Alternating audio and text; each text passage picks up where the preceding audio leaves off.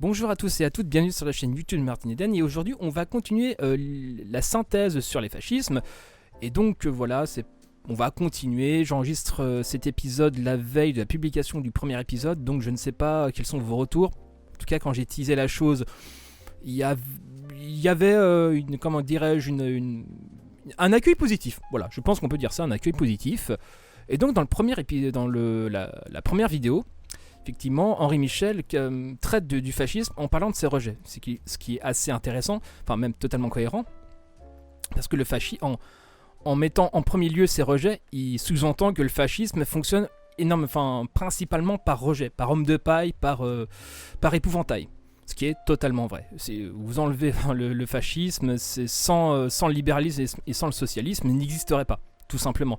Là où le socialisme est plutôt a pour prétention à être dans la continuité du libéralisme, la liberté, l'égalité, les fraternités, mais sans l'hypocrisie. Voilà, c'est le libéralisme sur le concept, dans ses prétentions et pour la liberté et l'égalité, mais c'est plutôt la liberté d'exploiter et une égalité de façade. Comme je sais plus qui disait, on est libre et égaux en droit, mais il faudrait que l'égalité continue après la naissance. Ce qui est totalement vrai. Et donc le socialisme, dans toutes ses variantes, que ce soit léniniste, social-démocrate ou anarchi-libertaire, a pour prétention de pas rejeter le libéralisme, mais de le corriger, voire même de le dépasser. Tout simplement, là où le fascisme, on dit refus en bloc. Voilà, tous ces trucs, c'est des trucs de fragiles. Enfin bref, continuons. Et là, sur cette vidéo-là, comme tu l'as deviné, on va parler plutôt de ses affirmations. Ces critiques ne sont pas neuves, le fascisme les a seulement popularisées. Il les complète en antithèse par des affirmations et des propositions qui ne prennent quelque originalité que par leur conjonction. Une doctrine à peu près cohérente s'est ainsi dégagée progressivement au fil de l'action. Parce que le fascisme n'est pas une idéologie politique construite, c'est plutôt le culte de l'action. La seule vérité, c'est la vérité de l'action. Voilà, Le fascisme est d'abord un nationalisme exacerbé. La nation, sacralisée, est le bien suprême. Son intérêt exige une triple cohésion interne, politique, sociale et ethnique, et la suppression des antagonismes qui la divisent et l'affaiblissent. C'est pour ça que le fascisme est contre la lutte des classes et contre les luttes antiracistes, etc. Bien que, suivant ses discours, il peut avoir un phrasé plus ou moins marxiste face aux ouvriers, et un phrasé plutôt conservateur, traditionnel, catho, face au public plutôt conservateur, etc. Le parfait exemple, c'est Soral, effectivement. D'un point de vue idée, on va dire, le fascisme, effectivement, est plutôt pour l'unité entière de la nation. Voilà, c'est là où, malgré quelques penchants vite faits pour la lutte des classes pour servir les ouvriers, parce que comme je vous le rappelle, le fascisme est une idéologie pour qui seule l'action compte, et l'action compte, on en vient vite à la démagogie. Mais en termes d'idées, effectivement, c'est un nationalisme exacerbé, l'unité du peuple, tout ça.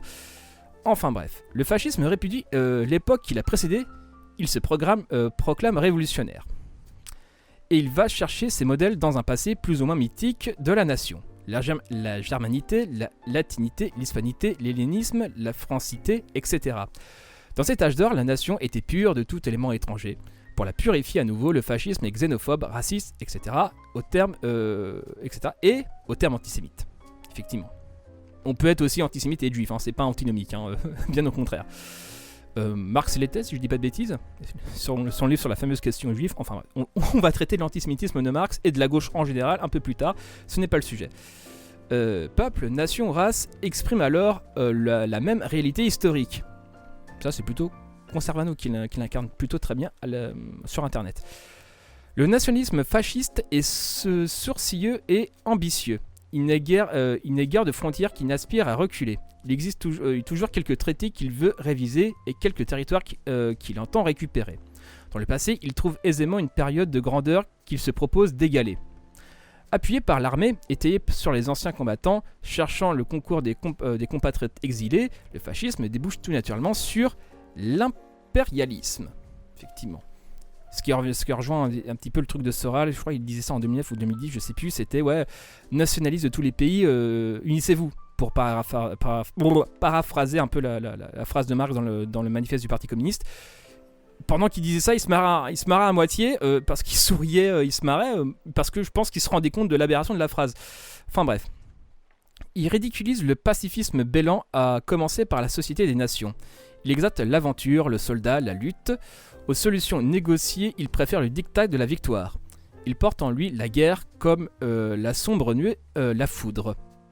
Ce qui est très compatible avec une vision entre guillemets nietzschéiste de combat, voilà, du combat pour la force vitale. Je pense beaucoup à Rushdie et à Conversano d'ailleurs pour ça. C'est pourquoi le mythe du surhomme nietzschéen, enfin, c'est très compatible avec ça. Voilà. Pour que la nation soit assurée de vivre et de prospérer, l'État doit être fort et autoritaire. La centralisation supprimera les particularismes locaux.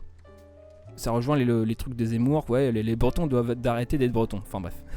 L'État fera prévaloir l'intérêt collectif sur ceux des individus, des groupes professionnels ou des classes sociales. Négation pure et simple de la lutte des classes. La dictature qui s'instituera mélangera les appareils de l'État et de l'idéologie partisane aux dépens d'une légalité qui supplantera la notion de salut public. L'État sera policier et la justice à ses ordres, donc pas de séparation des pouvoirs.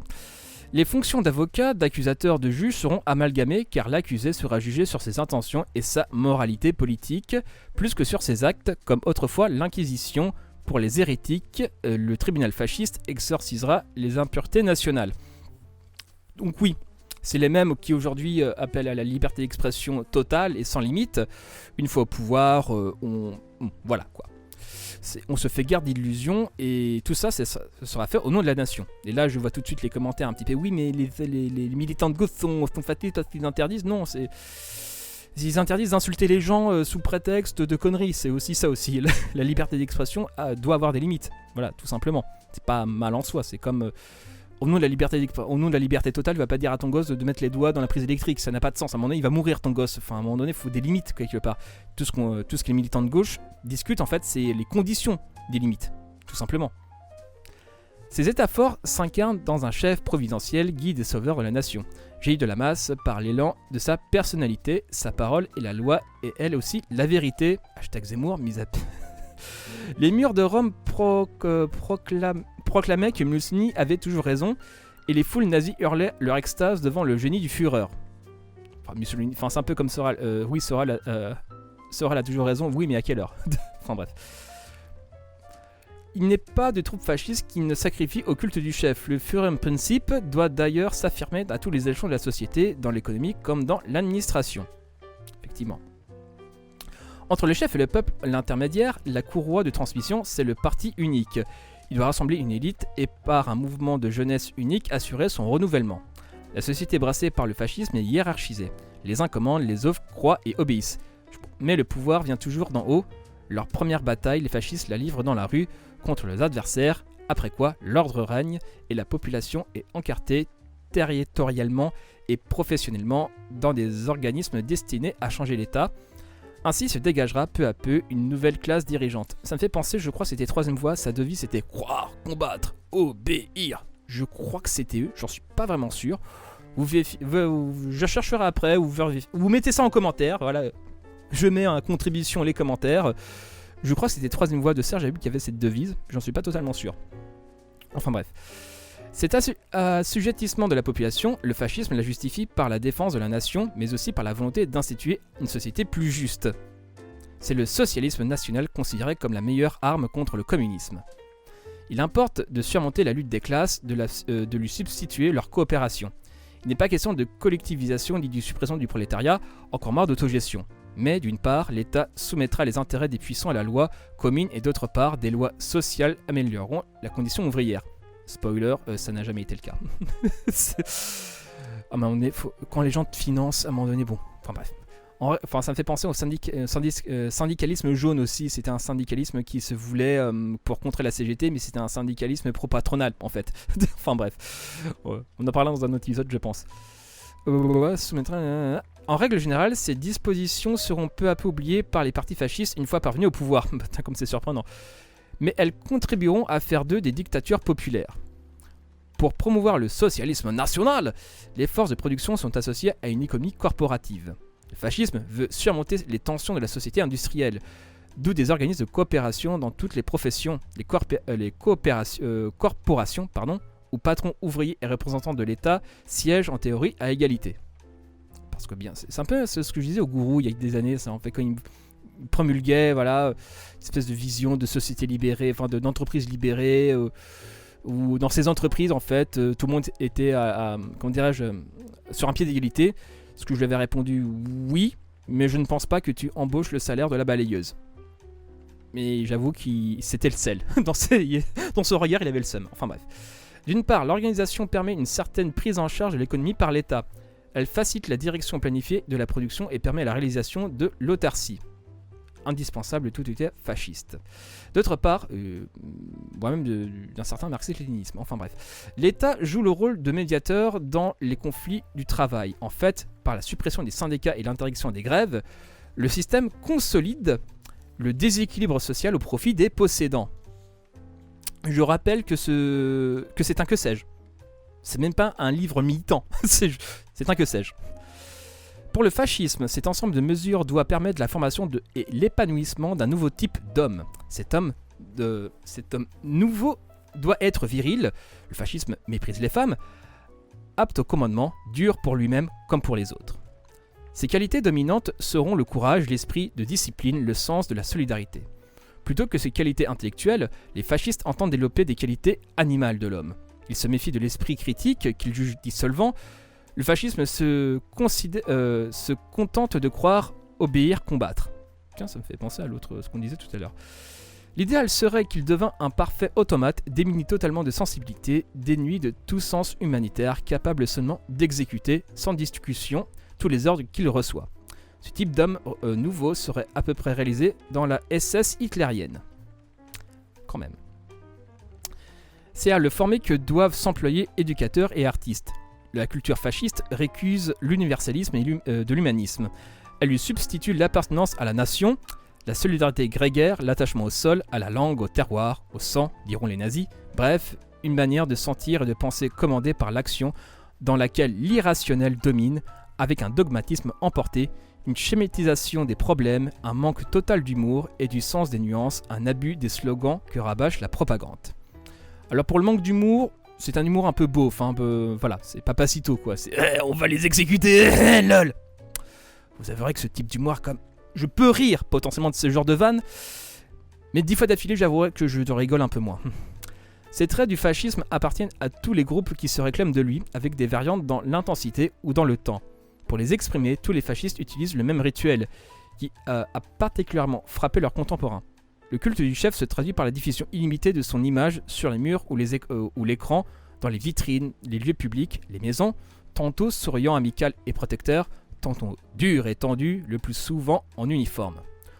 On le salue bras levés, on l'acclame frénétiquement avant de l'écouter religieusement. Le parti est un ordre avec sa tenue, sa hiérarchie, ses règlements, ses oliflammes, ses insignes et ses parades. La population est rassemblée en d'immenses manifestations où l'esprit collectif s'exprime dans le chant, dans les défilés monstres où chacun est enveloppé et sécurisé par la masse. La propagande répète inlassablement les mêmes thèmes par l'affiche, la presse, la radio, le film. Sur tous les opposants et même sur les tièdes plane la menace des coups, de l'arrestation, de la destitution, de l'internement ou de l'expropriation. Le fascisme règne par la généralisation de la terreur. Sur ce point, il innove. Effectivement, le fascisme en termes d'idéologie politique, c'est typiquement 20e siècle. Hein. C'est triste à dire, mais on va dire que le socialisme, il est né au 19e siècle parce que c'était un petit peu l'âge d'or du matérialisme. Effectivement, l'explosion des sciences, Darwin, Marx, etc. Enfin, du matérialisme méthodologique. Donc, sur ça, le socialisme est totalement, le produit de son époque. Mais le fascisme est un pur produit aussi du XXe siècle, avec les sociétés de masse, les sociétés de consommation, etc., etc. Et dans ce cas-là, en tout cas, le fascisme, contrairement au socialisme, qui est plutôt le produit des sciences humaines, on va dire ça comme ça, très vulgairement, le fascisme est plutôt psychologie sociale, abrutissement des masses. C'est typiquement ça, alors qu'il méprise les masses, il dit que les masses sont connes, etc. Là où l'extrême gauche mise sur l'intelligence des masses, le fascisme, lui, mise sur sa bêtise. Voilà. Et donc il a bâti toute sa théorie sur l'abrutissement, comment manipuler, comment prendre les masses pour des cons, pour des connes, et avec un certain succès d'ailleurs. Mon Dieu, c'est dur d'extrême gauche. Ainsi, rejetant le capitalisme et le bolchevisme, récusant la démocratie libérale, le fascisme propose une troisième solution de coopération dans une nation dirigée par le chef uniformisé par l'embrigadement et la propagande préparée à des guerres où se réaliseront ses bons droits et s'affirmera Sa puissance, pas très français. Son succès fut incontestablement immense pendant près de 25 ans. C'est un phénomène mondial. Fin de la chose. Donc voilà, c'était l'aspect sur ses affirmations. Effectivement, il y avait certaines phrases sont assez tournées de manière assez étrange. Mais je sais pas ce que vous en pensez. Enfin bref, c'est le que sais-je quand même tire quand même à bazooka quand même sur le fascisme. Moi, je m'en souvenais totalement pas. Je l'ai lu il y a des années. Mais franchement, je suis pas mécontent. Dites-moi ce que vous en pensez. Franchement, voilà. Pour un que sais-je, je trouve quand même qu'Henri Michel, je sais pas de quelle année il a ce que sais-je, il commence à dater quand même. Mais je trouve qu'il tire quand même assez de manière assez fulgurante sur le fascisme, tout en étant assez calme. Enfin bref, c'était les affirmations du fascisme. C'était Martin Eden en direct du Goulag. Bisous à vous.